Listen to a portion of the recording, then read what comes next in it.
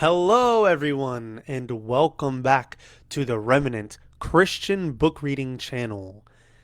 I'm so happy to see you guys back here, and I hope you're happy too because today we're going to be starting The Oath. Oh, yeah, baby, The Oath by Frank Peretti. Now, if you don't know, right now I'm doing two different books. Right now I'm doing one for younger audiences called The Key House. And now I'm doing this one for mature audiences, The Oath by Frank Peretti. Now, the reason why it's a mature audience book is because, very simply, it has mature subjects. It talks about things that, in my opinion, children do not need to hear about. Now, parents, if you think that your children can listen to it, that is up to you. So, with all that being said, let me get into very quickly something else. One, if you hear background noise, I apologize. Two, this book has an extreme amount of characters, and I mean an extreme amount. So, what I'm going to do is I'm going to do the voices like I always do for each character. However, for the main characters, I'm gonna actually do the best voice as I can.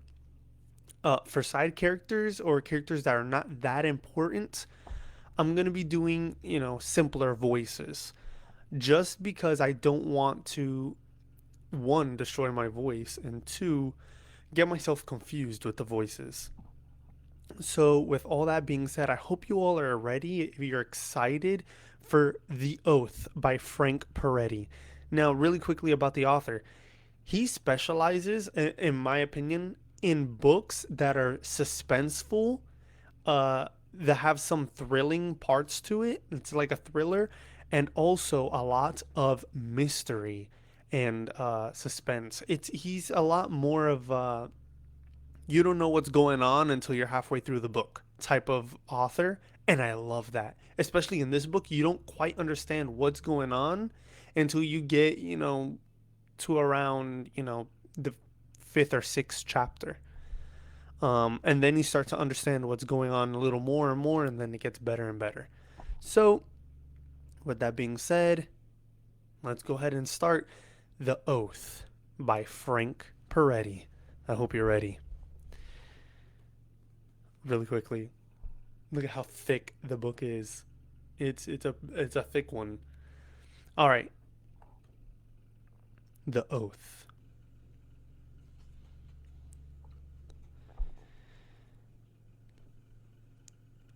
27 people died that I know of, and I can only guess that the others fled with whatever they could carry. I could hear the screams and the shooting all night long, and I dared not venture out. The Reverend Dubois was left hanging in Hyde Hall until this afternoon. I informed Ben and the others that I would not attend the signing of the charter until the body was removed. So Ben ordered him cut down, taken out, and buried with the others. By late afternoon, the men who remained in Hyde River were back in the mines as if nothing had happened, and I also attended to my business. After nightfall, we gathered in Hyde Hall under cover of darkness and signed the charter. With the signing of our names, we took the oath of silence. So I cannot speak of these things, but only write them secretly. The trouble is over, but I am no happier. I am afraid of what we have done. I am afraid of tomorrow.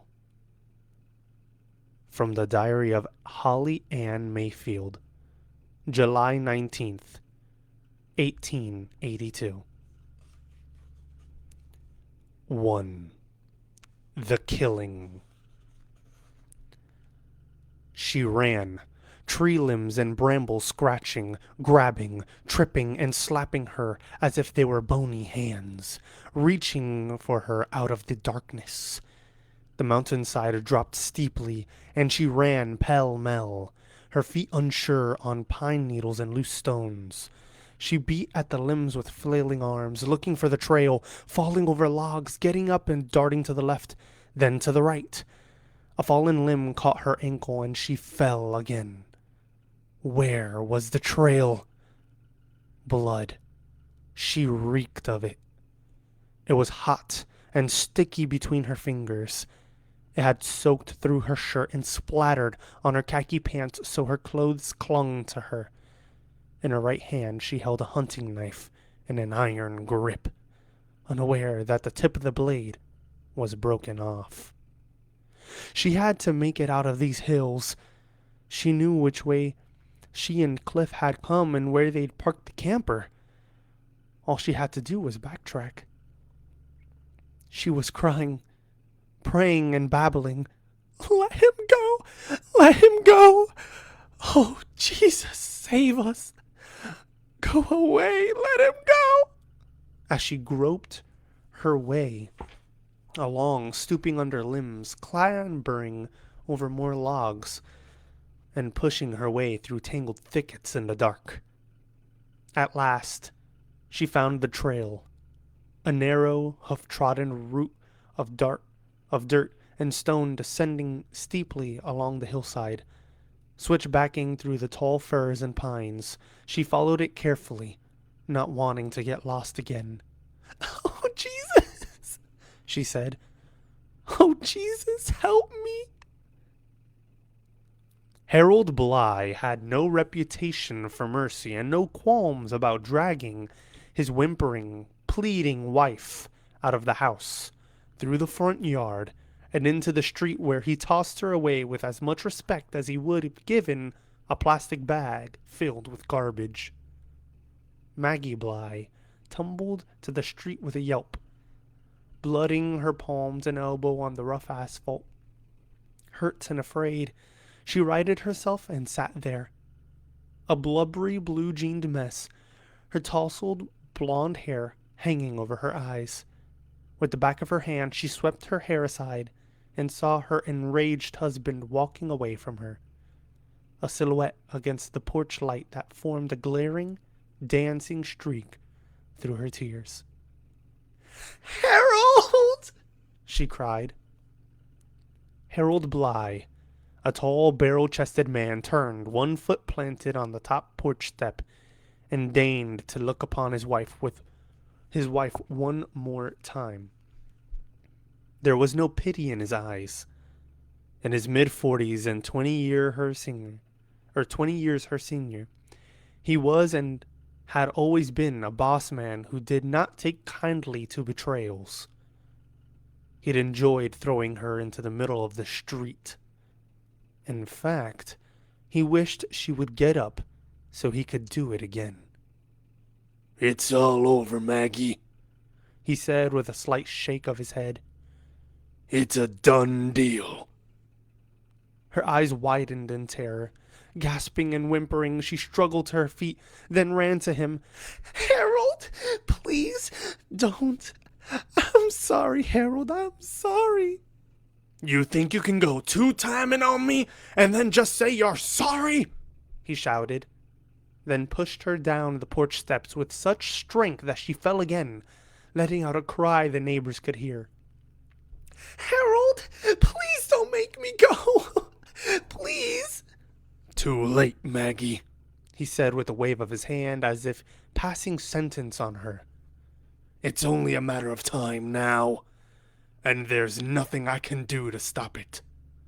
Now you'd better get out of here, and I mean way out of here." He turned to go inside, then added, "I don't want you around me when it happens. Nobody does." "But where can I go?" she cried. "Well, you should have thought of that a lot sooner." Across the narrow street, a lace curtain was pulled ever so slightly open, and the wife of a mining company foreman watched the drama while her children watched cartoons on a satellite channel.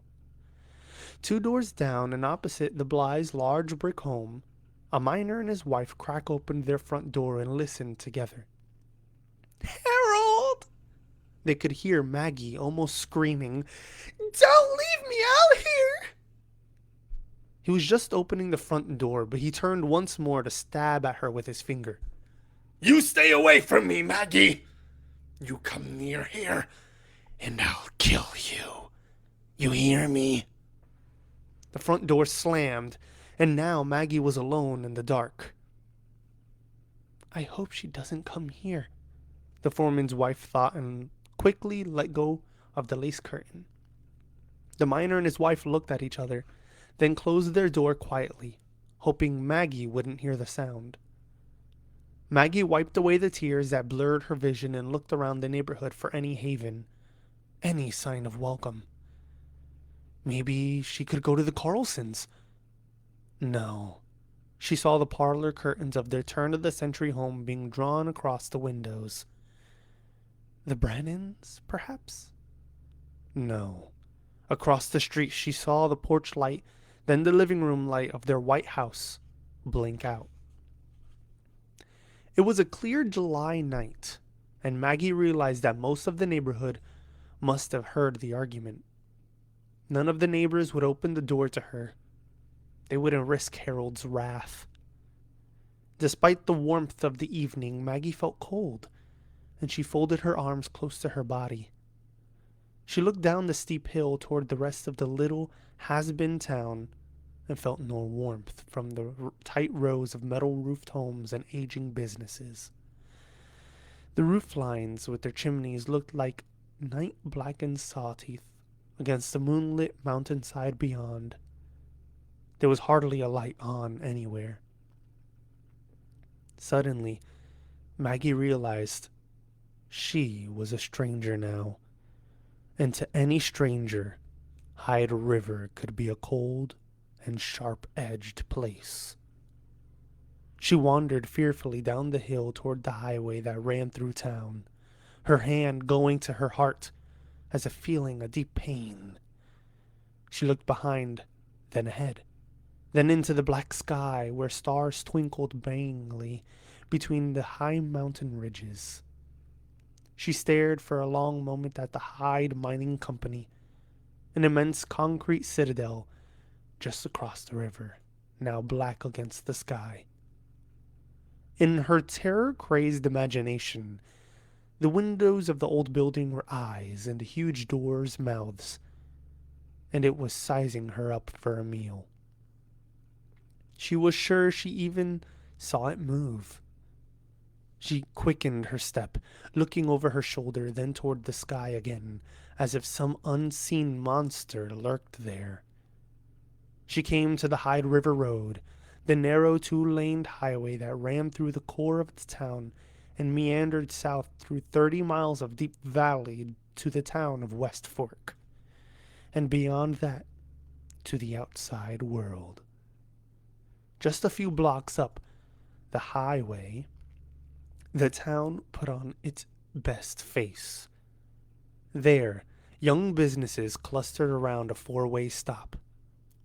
Down the highway in the opposite direction was the old part of town. It had been through a lot more winters, had hung tough through a century of booms and busts. And made no apologies for its age. Maggie hurried up the highway toward the newer section of town, through the four-way stop and past the small businesses, the True Value Hardware, and the Chevron station, Charlie's Tavern, still open, and Denning's Mercantile. Beyond these, the town was a steadily decaying parade of ramshackle homes, boarded up storefronts, dismembered pickup trucks, and rusted mine equipment.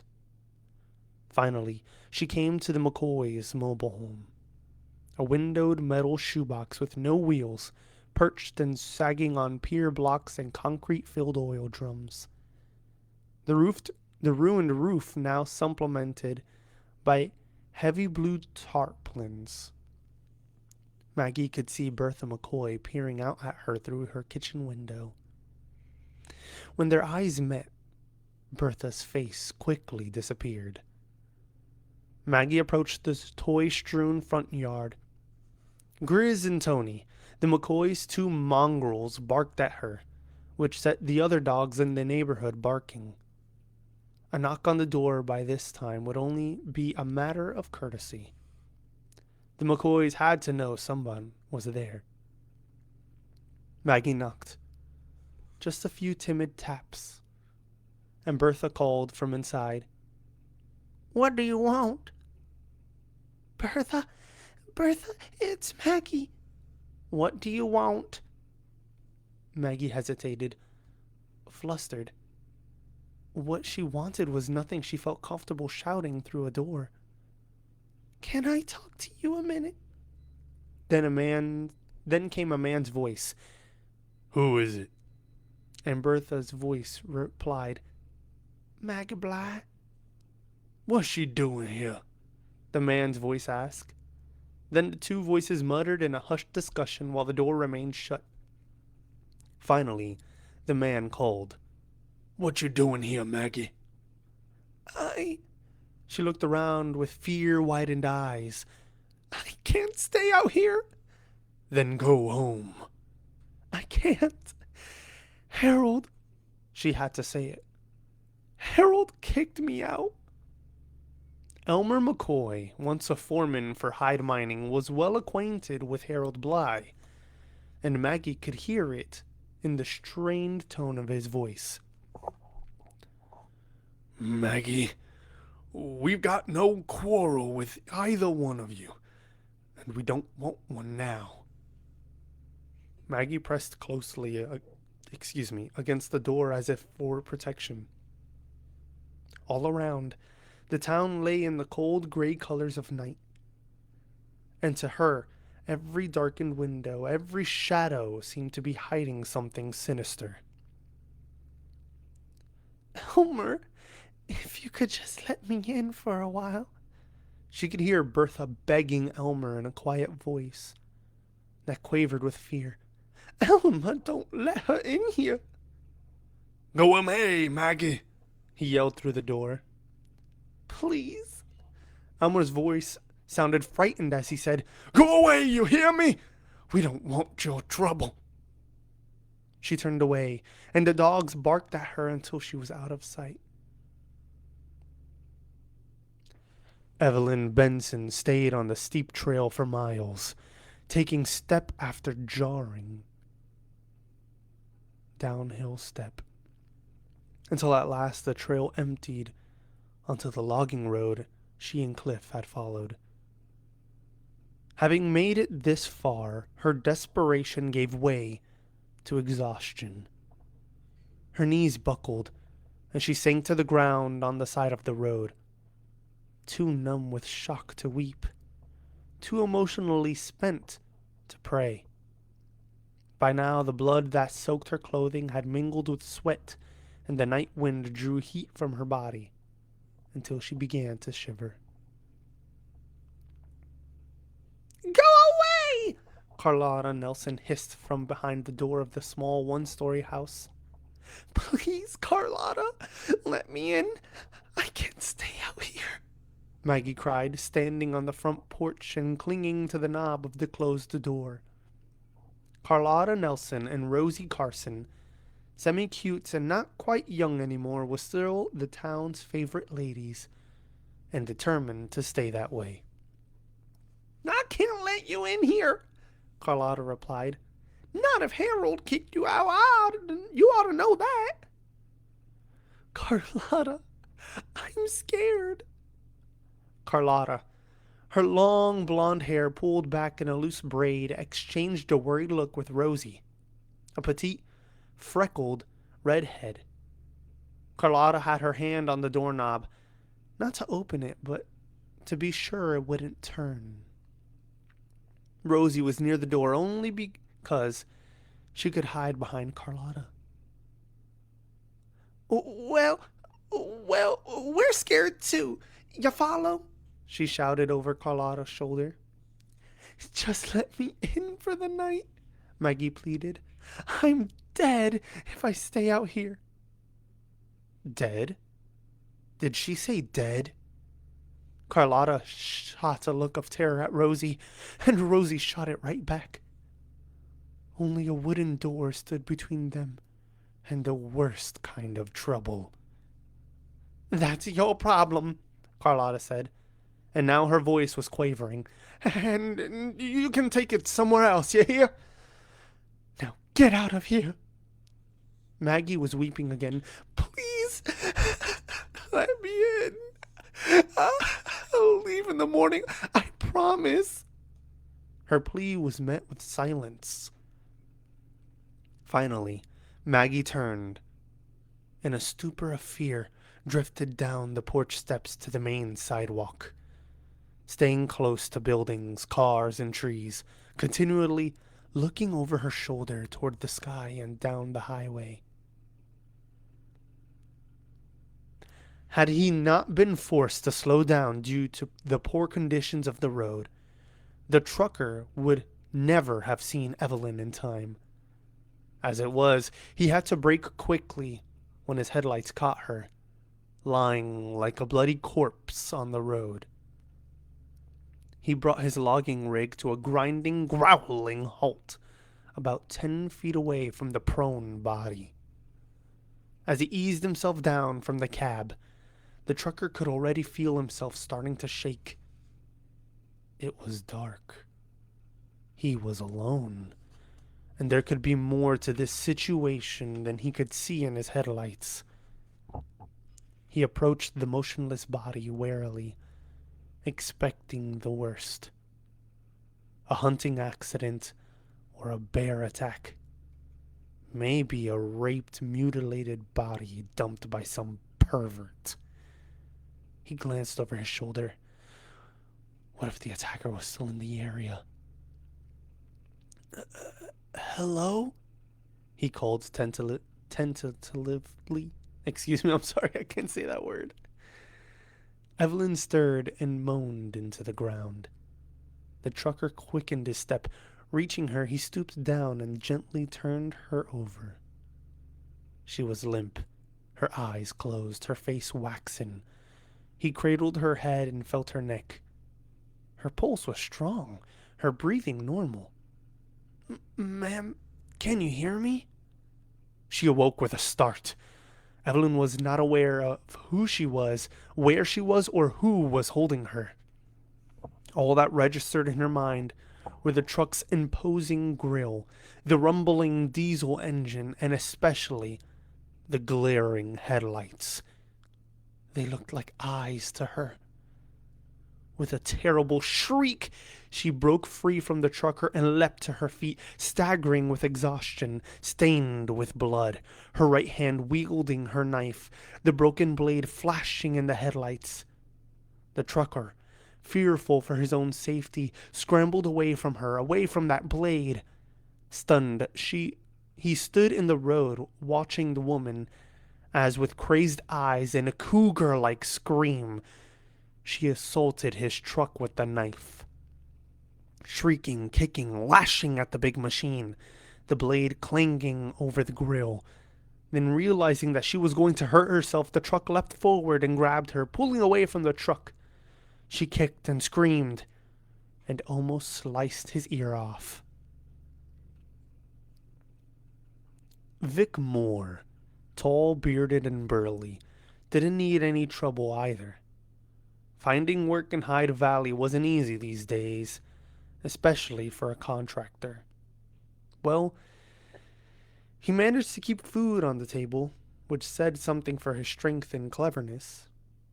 He'd also managed to stay married to the same woman for going on 6 years, which in itself was quite an accomplishment, and said something for Carlotta Nelson's ability to keep a secret. So things were going fine, thank you, and he could only get better from here. At least, that was what he thought until that night.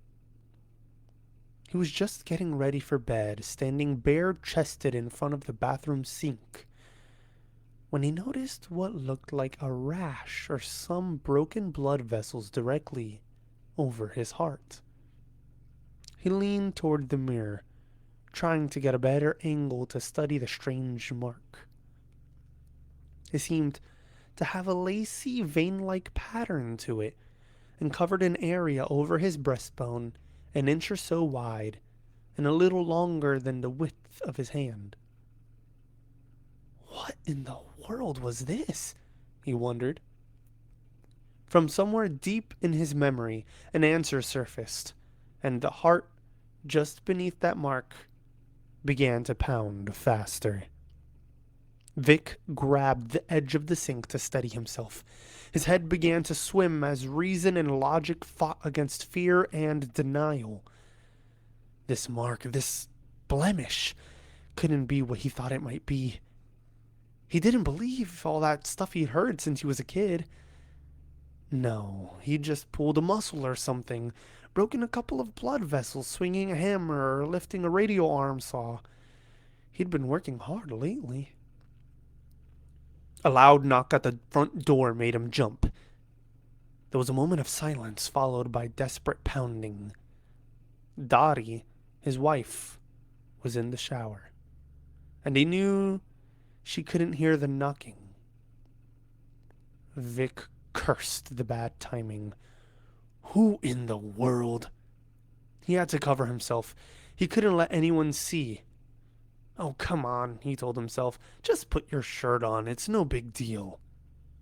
He put on his shirt, which was hanging on a hook on the back of the bathroom door. For good measure, he grabbed his robe, too. The pounding continued, and Vic crossed his living room toward the front door, tying his robe as he went. He could hear a voice. Hello? Hello? Please? Somebody? Uh-oh. It sounded like Maggie Bly. He swung the door open. Maggie almost knocked him over as she pushed her way inside and held him, practically climbed him in terror. Vic, let me in! Let me in! Vic was startled, then angry. Maggie, what are you doing? What is this? She held on to him, her eyes fixed on the front door as if something had chased her inside. Her words tumbled out like those of a frightened child. Vic, you gotta let me stay here. I won't be any trouble. Let me stay here, please. I can't go out there. Maggie, now calm down, he hissed, forcibly breaking her hold on him. And pipe down, will ya? I've got Dottie and the kids here. You want to get them all upset? Maggie tried to quiet down, but her voice was still high-pitched with terror. Please, don't make me go out there. Vic looked toward the hallway leading to the bathroom. He could still hear the shower running. He was getting nervous. What's the matter? What happened? Maggie rubbed the area over her heart as if trying to ease a pain. Harold kicked me out. Vic saw what she did and heard what she said, and he was frightened. She leaned toward him. He backed away. Easy, Maggie. Easy. Harold kicked you out? What for? She stood there, just crying, not looking at him. Vic insisted. Why'd he kick you out? I've never had this happen to me before, she said, sidestepping the question. Vic got the picture, and his face tightened with fear. He stepped to the door and swung it all the way open. Out. Her death sentence. Vic! Out! Now! She clasped her hands in front of her imploringly. Vic, don't you know what's out there? He lowered his voice to a whisper, hoping she would take the cue. It's gonna stay out there. You're not bringing it in here. I didn't mean it. Vic's speech accelerated as he grew more agitated. Maggie, whatever you're doing, it's got nothing to do with me, and it's got nothing to do with Dottie or my kids. Now get out of here. She hesitated, trembling, unable, unwilling to move. Vic knew he had to get her out of his house, and quickly. Reaching out, he grabbed her by the arm, then dragged her toward the door. She let out a cry. Shut up! He hissed, and then he threw her out. He closed the door and bolted it. The shower had stopped. A few moments later, Dottie, A loving woman wearing a towel on her head and a robe walked into the living room. "Who was that?" she asked her husband with some concern. Vic had been standing in the middle of the room, looking at the door, waiting to see if Maggie would dare come back. As he turned to face his wife, he couldn't hide the fact that he was quite upset. Stupid kids throwing rocks. "What did you do?" I chased them off. "Did you see who they were?" Nah, it was too dark. She was about to ask another question, but he brushed past her, scratching an itch over his heart as he walked out of his room. Out of the room. He wanted to get to bed, to turn the lights out, and to put this day behind him. He didn't want to answer any more questions. Maggie came at last to Cobb's garage, formerly an old mining company fire station haphazardly constructed of stone and brick with two huge wooden doors on iron hinges. The lights were on. Levi was working late. She went to the side entrance and with no thought of knocking tried the door. Finding it unlocked, she entered quickly, slammed the door shut behind her, and leaned against it. Her mind was set. Levi Cobb might pick her up and throw her out, but she would not leave on her own. She would not be outside for one more moment. A utility truck from the phone company was sitting up on jacks, and Maggie spotted Levi just beyond the back end of the truck by the cluttered workbench. A bearded, graying, heavy-set fellow with wire-rimmed glasses and the huge arms of a laborer. He was holding a welding torch in one hand and just raising his welder's mask to see who had come in. At the sight of her standing against the door, holding it shut, trembling and disheveled, he cocked his head. "Miss Bly?" Steve Benson had gotten a call from Evelyn's mother in the middle of the night and arrived at the Clark County Medical Center in West Fork before 2 o'clock the next afternoon. He could sense fatigue chasing him down the hospital corridor, but he knew he had the stamina to outrun it. He strode down the hallway, weaving past patients in wheelchairs, past nurses and doctors, intent on finding room 31. He was aware of people staring at him as he passed. A towering man dressed in rugged outdoor clothes. He knew he looked out of place in that white, sterile environment. And yes, he did look like he'd driven half the night. His face a blackened stubble, and his eyes glazed and intense. They could stare all they wanted, he thought. His priority was to see Evelyn and find out if his brother Cliff had been located. He spotted the nurse's station and the sheriff's deputy waiting there for him. At least she was dressed like one. At the sight of her, his impatience went up another notch. What was the sheriff's department thinking? "Oh, the Cliff Benson thing, no big deal, only a minor case. Send the girl?" She looked to Steve like a green as grass rookie. Auburn hair trimmed neatly at the neck, and not a hair out of place, as if she never done a moment of police work. Lean fit, a china doll face. He noticed she looked ill at ease, wound up, like it was her first day on the job. Great. Just great. She was looking his way. "Don't try to stop me, young lady." "Can I help you?" she asked, walking toward him.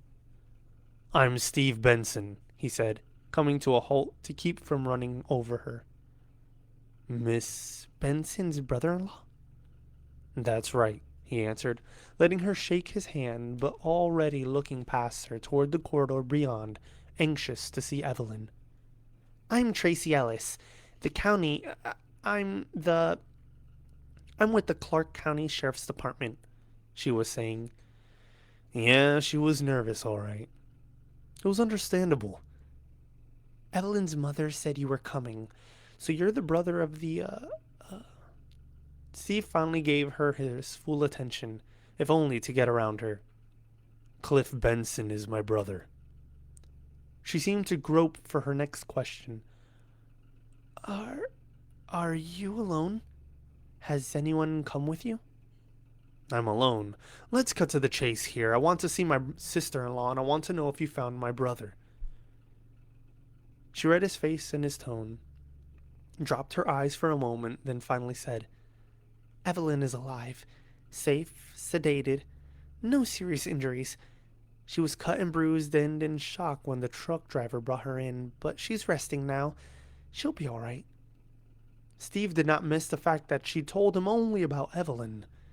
But before he could speak, she touched his arm. Could we sit down first? Just for a moment? What for? She only answered gently. Come on. And led him to a waiting area just off the hallway. A spacious room with comfortable chairs, People magazines, big windows. He sank into a soft chair by the window, a chair already warmed by the afternoon sun. It felt better than he'd expected. His body was giving him hints about needing rest, hints he'd been ignoring. Tracy Ellis pulled the chair over so she could sit opposite and close. She was holding a folder, no doubt the details of the case gathered thus far, Steve thought. But he noticed she didn't open it. Instead, she just looked. He could see she was struggling to find words, but her expression said enough. He could read the truth in her eyes, feel it boring into his guts, overpowering his hopes, dashing his strongest desires to not believe. Is my brother dead? She hesitated. Finally, she said, we need a positive identification of the body, but yes, it's almost certain that your brother Cliff is dead. A flicker of hope returned, but only to torment him. What? What do you mean, almost certain? She quickly opened the folder and scanned her notes for specific information. Did... She flipped to another page. Your brother Cliff have a scar on his right leg, on the side of his thigh? Steve took a deep breath. He could feel himself going numb. Her face was full of apology, but she was waiting for an answer. He nodded. He shot himself in the leg with a pistol when he was 16. He was trying to show me his quick draw. He could see it all. The hand-drawn paper target tacked to the old wood tree out behind the house. Cliff, tall and gangly, with that holster tied to his leg, that drooping cowboy hat. Clint Eastwood, move over. He was a crazy kid, and I loved him for it. I'm so sorry. What happened? We're not sure. Last night, a truck driver found Miss Benson alone on a logging road up on Wells Peak. She was in shock and incoherent, but had some ID on her. We called her home and found out from one of her sons that she and your brother had gone camping together. We found your brother's body on Wells Peak early this morning. She paused, then said carefully, by the look of things, we think he may have been the victim of a bear attack. May have been? You can't tell a bear attack when you see it? His tone was sharp. He was in such pain he couldn't help it. He noticed that she took it well, remaining calm and pleasant through visible tense. Calm and pleasant through visibly tense. We don't have all the information yet. First of all, bear attacks, if that what this was, are extremely rare around here. At least the reported bear attacks. And She hated to admit this. We've never established a procedure for expediting this case. Excuse me, I'm completely confused here. Uh, Short pause really quickly. If anyone has a mustache, don't you hate it when a hair pops up and starts tickling your nose? That's literally what's happening to me right now, and it's bothering me so much. Anyways, let's continue. She hated to admit this. We've never established a procedure for expediting a case of this sort. In this part of the country, it takes time to gather the personnel and work out the logistics. Now, your brother's body was taken to the morgue in Oak Springs. That's over the pass, about 30 miles from here. The autopsy is scheduled for tomorrow, and we're hoping the county medical examiner can make a determination. In the meantime, we've contacted the Department of Fish and Game, and they're going to get some people out here. Marcus Dufresne? She stopped. Uh, excuse me? The conservation officer with Fish and Game. It's Marcus Dufresne, isn't it? She cocked her head. You know him? We've worked together. I've helped him tag some bears last year. Is he on this case? She hesitated just a little, but replied, Yes, I think he is. Nervously running his hand through his straight black hair, he said, I'd better get in touch with him then. We've got to get right on this before the signs fade, before we lose the evidence. Well, I'm sure Mr. Dufresne is well qualified. We both are. It'll take both of us. Steve was aware he was talking too loud, too fast, but he couldn't stop himself. It was as if he were putting all his pain and anger into a course of action, into something he could control. Mr. Benson, she raised her hand to cut him short. Give it some time. You're too close to this. We don't have time, he snapped. If this was a bear attack, the signs could fade within hours. There are qualified people working on this. You want qualifications? Is that it? Steve said, raising his voice. Would a PhD in biological science be good enough teaching... Would a PhD in biological science be good enough for you? How about a professorship at Colorado State University teaching environmental science and biology? I know bears, deputy. I've specialized in grizzly and black behavior for the past 10 years. I've consulted with the National Park Service. I've chaired 12 boards of inquiry into bear attacks. I'm currently doing research on grizzly habitat and the seasonal use in Glacier National Park. As a matter of fact, I'm even in the process of writing down some of what I know. And you can read all about it when I finish my book. But for now, I've got a brother killed and a possible rogue bear responsible. He stopped, exhaled a long sigh, and leaned forward, resting his head on his fingertips. He had gone too far, and he knew it. Her calm and soothing response was much to her credit. Dr. Benson, why don't we get you in to see your sister-in-law? We can talk more after you see her. His tone was softer, apologetic. I would greatly appreciate that. She was more than just an in-law. Steve had known Evelyn long before she'd fallen for Cliff. He'd even dated her a few times himself. She was a longtime friend, a kid sister, a tease, with just enough edge to make her perfect for a guy like Cliff. As he stole quietly into her hospital room, he saw her mother, Audrey Miller, sitting beside the bed, holding her hand.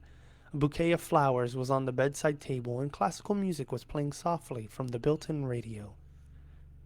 Steve didn't know what to expect, but when he saw Evelyn lying on the white sheets, pale and weak but safe and cared for, the sweet knowledge that she was alive overwhelmed him, and he began to cry. Audrey turned, her face lit up. She spoke in a hushed bedside voice. Steve, oh, hello. And then she rose and embraced him as tears filled her eyes. They'd held each other for as long as it took to exchange comfort, sorrow, understanding. There were no words.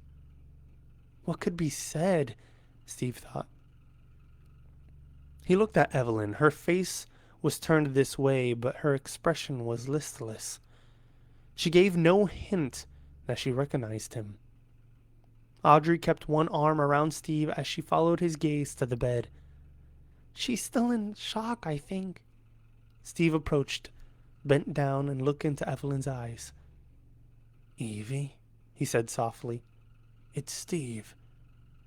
For a moment there was no response. Then, like a delayed reaction, her eyes came to life and looked to his. Her lips quivered slightly, then formed a very weak and slurred Steve. She'd been through something horrible, Steve thought. Her curly black hair was still matted with dry blood, her face and hands marred with cuts and bruises. Gently, he placed his hand on hers. She managed to wrap her thumb around one of his fingers, and then slowly she smiled. It wasn't even close to the usual Evelyn smile that could light up a room, but Steve welcomed the sight of it. How you doing, kid? For a moment it seemed she hadn't heard him. Then she said, Cliff is dead. Her eyes grew watery, but she seemed so far away, so out of touch with her emotions and her direct situation, that her words came out in a dull monotone, a stupid statement of fact. Just rest, Evie. We're all here now. She smiled weakly and gave his finger a barely discernible squeeze. Audrey spoke in the same hushed voice. Samuel and Travis are staying with us. They were just here. They went home with their grandpa. Samuel and Travis, ages 15 and 18. Good boys. Well raised, Steve thought. Evelyn wouldn't be alone. He patted Evelyn's hand in a gentle goodbye. I'll be back. I'm going out. To go out and talk to the deputy now. You take care. You too, she managed to say. Steve and Tracy Ellis found a conference room and sat at one end of the long table. Tracy was hesitant. How are you doing? Even the thought of answering that question brought Steve's emotions to the surface. He just shook his head, afraid to answer, for fear he would lose control. We can wait on this. No. He sat up straighter and wiped away the tears that were forming at the corners of his eyes. No. We've got to get going on it. We can't waste any more time. She toyed with the pen in her hand and said softly, All right. Something about her made him ask, And how are you doing? She opened her folder again, perhaps just for something to do. I'm not very fine, you may have gathered. Well, these are not exactly fine circumstances. She shook her head with a weak smile of agreement. No, they sure aren't. And things are going to get rougher before they get better. I think you need to brace yourself. I'm working on it, he said, then changed the subject. Has Evelyn been able to tell you anything about what happened? I was going to ask you the same thing. He shook his head. No, she's really out of it right now. That's best. Believe me. Tracy had the folder open on the table and was pursuing what information she had. A truck driver found her on the logging road up on Wells Peak. She began unfolding a Forest Service map of the area. Steve pulled his chair around so they could both view it right side up. She was incoherent, hysterical, covered with blood. She still had a hunting knife in her hand, and the truck driver said she attacked his truck, went after it with a knife. Steve leaned forward at that. Excuse me? Tracy scanned her notes and pointed to the quotes from the truck driver.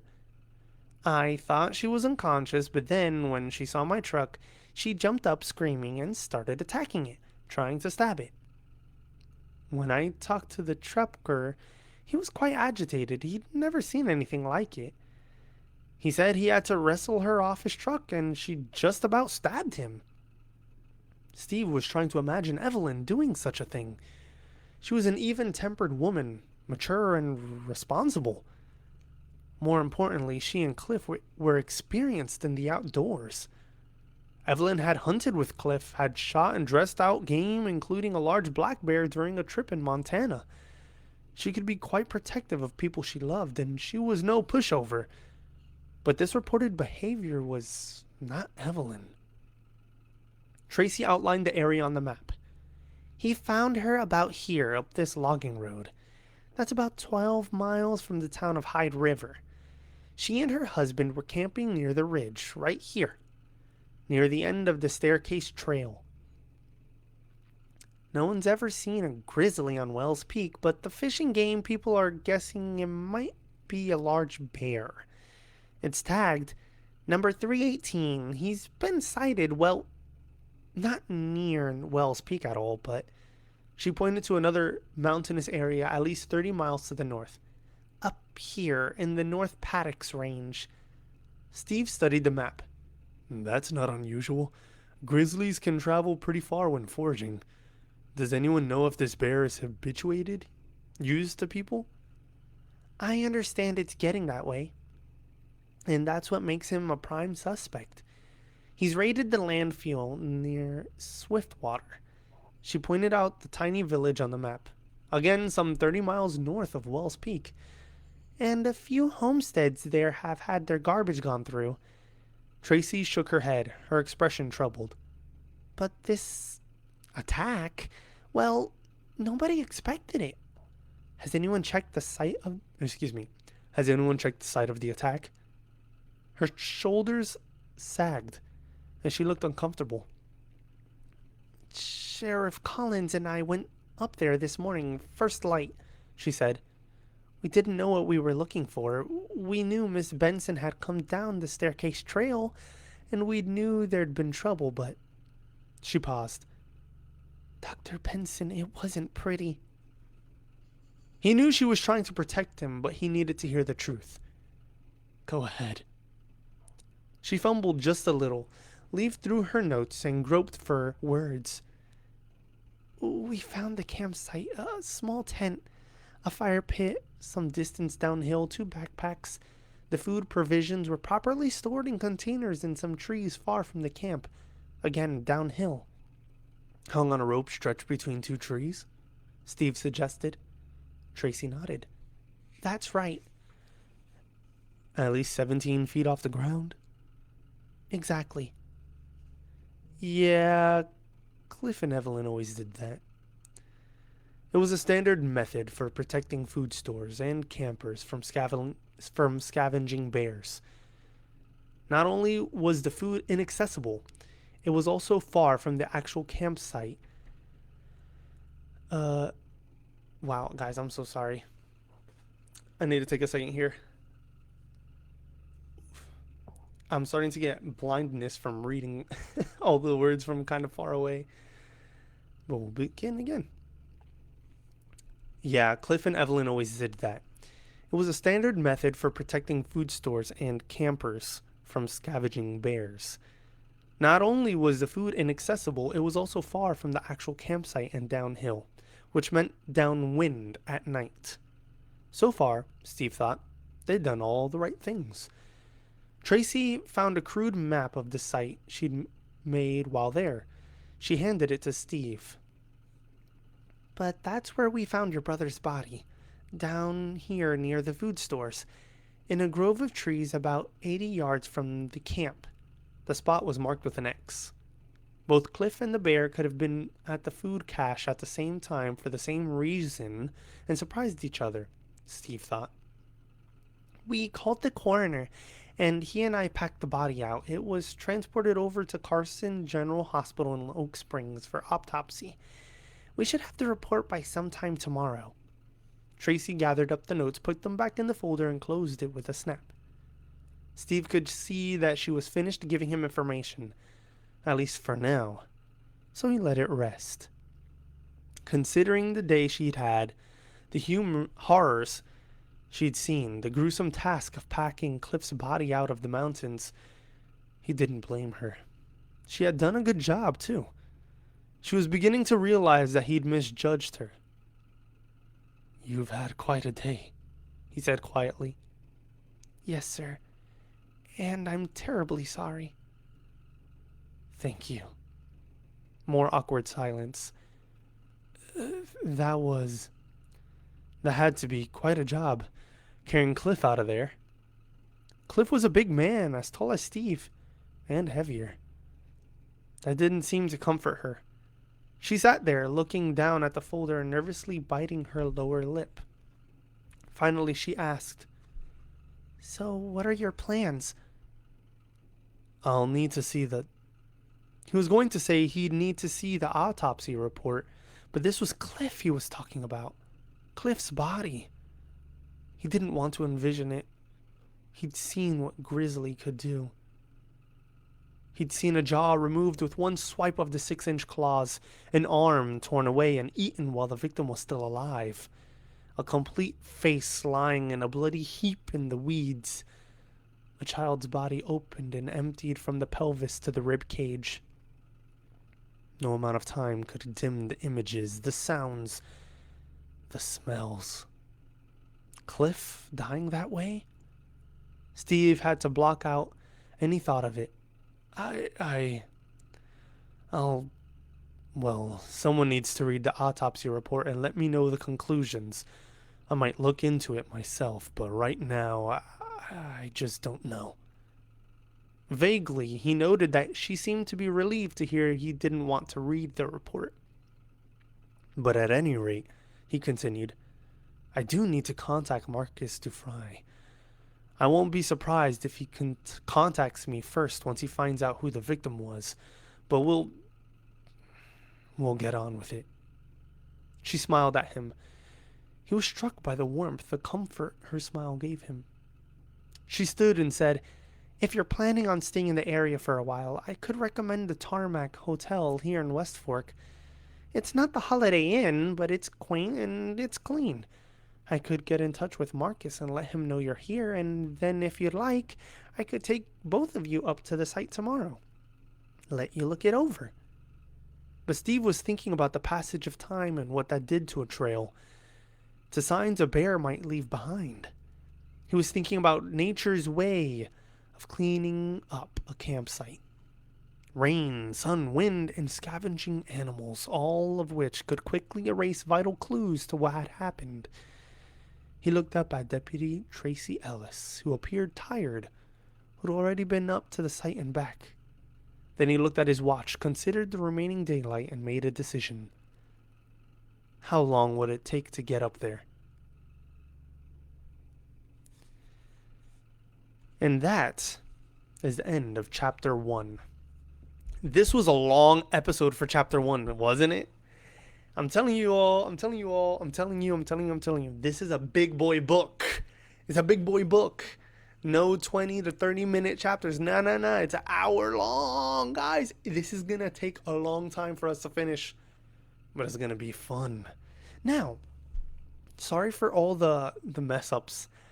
I'm sorry, but right now the way I have everything set up, because I recently got a mic, so I'm trying to figure out how to set it up where I can have the mic near my mouth in a position that's comfortable and also have the book. And since the book is so thick, it's a thick boy. You see, I mean, it's a thick book.